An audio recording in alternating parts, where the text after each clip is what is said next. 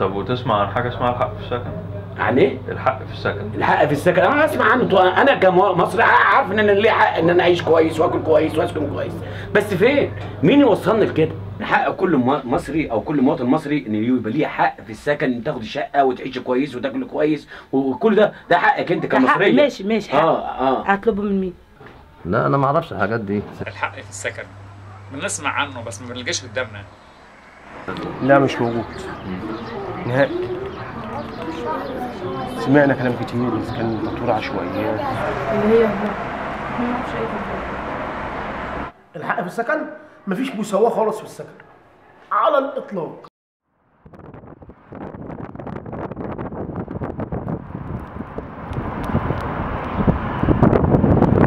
مفيش اهتمام بالنسبه للمجاري موجوده بتضرب، وفي طبعا عدم الصيانه او الضغط. هم ماسكين البلد وهي برضو زباله، يعني ولا جم في يوم من الايام سفلتوا الارض ولا عملوا حاجه في البلد. الناس اللي كسبت في الانتخابات ديت قالت هنرجع وهنسفلت الارض وهنعمل، وما شفناش حد منهم عمل حاجه. حيوانات ميته، كان حريق باستمرار، دخان، الكلام ده كله. فكان كل اللي بيعمله الحي ان هو بيجي يجيب اللوطه يوسع الطريق ويكون لحد ما كونت جبال. لو شفت الناس اللي بتموت تحت ضغط السلك العالي، تصدق بالله لو ضغط السلك العالي ده ساكن جنبه امين شرطه من موضوع حبيب العدلي كانت شيء.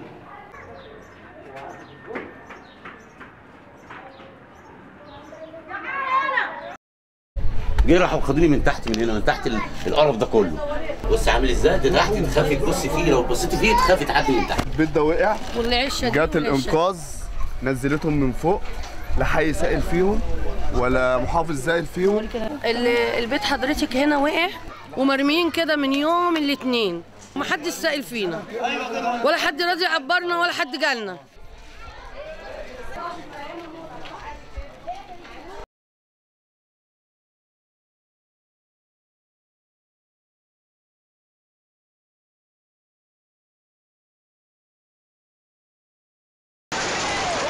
أول يوم جت لنا الشرطة العسكرية وجت لنا وزارة الداخلية، دخلوا علينا فجعة الساعة 6 الصبح.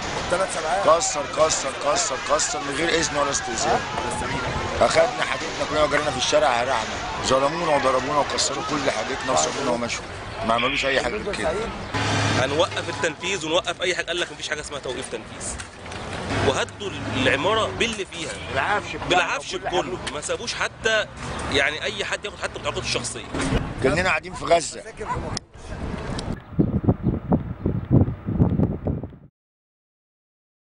يعني انا هوريك ان الشقه عباره عن اوضه وحته مطبخ كده بتقف فيها ست مثلا دلوقتي، اوضه بيناموا فيها 7 افراد، 7 افراد، والحمام مشترك. الحمام مشترك. لا مسكن ولا بيت ولا معاش، بينام هو وعياله هنا.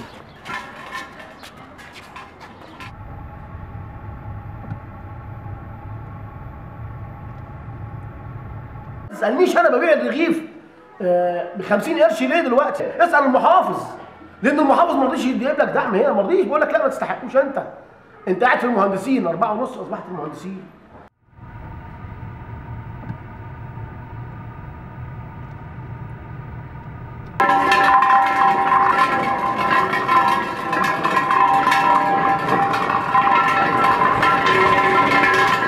بنجدها غالية الأنابيب، احنا بنلاقيها من فين وفين على ما نلاقيها عندنا 30 و 35.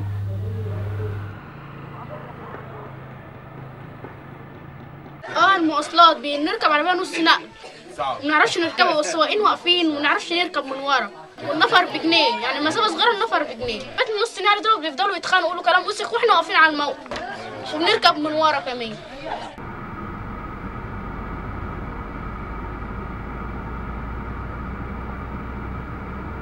المية واصلة بس يعني بعد أحيانا بتبقى بتدفع. تدافع المية، ما أنت وأنت كده بتدفع، سواء رضيت أم أبيت هتدفع، ولا ما دفعتش بيجوا يقفلوا عنك المية. وأنا في بلد النيل، يا نيل كل اللي أحبه.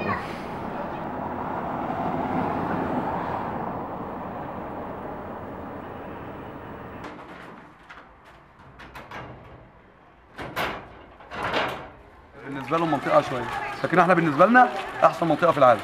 كفايه ان مفيش حادثه سرقه واحده حصلت، ان مفيش حد جرؤ يخش منطقتنا، لان احنا رجاله وقفنا حميناها. احنا ما بنقومش بدور واحد، لان بنقوم بدور الحكومه المحليه اللي هي بالنسبه لايه؟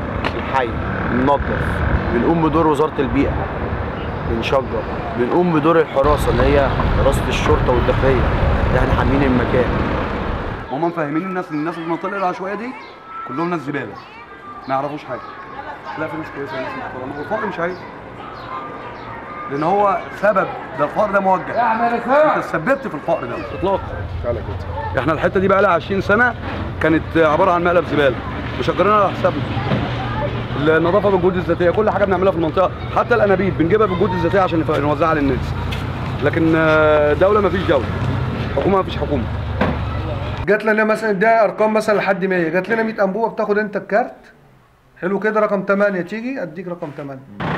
فانا اصبح ان انا باخد الجنيه ده بطلع منه مرتبات يوميا للحراسه، بجيب منه زرع، طبعا بجيب منه لمض وسلك عشان انور الطريق، بنظف بيه.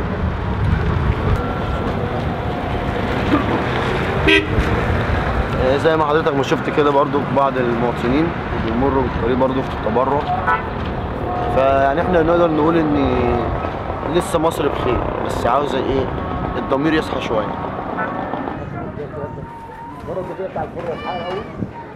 وقفنا حمينا المكان ليه؟ يعني وطنك، اهلك، دمك، يعني انت مكانك اللي انت عايش فيه، اللي انت بتقنط فيه، ده مع الفقير ومع الغني، مش شرط. في ايام الثوره دي العمليه ظبطت شويه، دق العمل ونبني احسن ما يطلعوا لنا تاني يعملوا لنا وش، فاهمني؟ هي بتبقى ملكك وكل حاجه، بس كان بيبقى فيها صعوبه جامده قوي على اللي يجي يبني، وبالذات التعبان ما بيبنيش خالص. عشوائيات؟ لا طبعا مش عشوائيات. اصلا انا اتولدت هنا من 80 سنه 90 سنه، بنشتغل شغل محدش يعرفه. لو في تطوير مش هتلاقيه احسن؟ هتلاقيه انضف من اي مكان في مصر. العشوائيات دي هم اللي عملوها. انا الحمد لله فقير على الله، بس الحمد لله غني بفضل ربنا عليا وبدعاء الناس ليا، بس في امكاني وفي استطاعتي اعمل حاجات ما يقدرش يعملها اكبر مسؤول في الدوله. ليه؟ لان انا عايش في المنطقه وعارف ايه اللي يفيد المنطقه وايه اللي محتاجاه المنطقه. مين هم بقى اللي يقدروا يفيدوا البلد؟ يسمعوا لنا ويساعدونا، يشوفوا مطالبنا ايه، واحنا ما بنطلبش مطالب شخصيه لينا، احنا بنطلب مطالب عامه تنفع البلد، تنفع المواطنين اللي بتعدي بالطريق.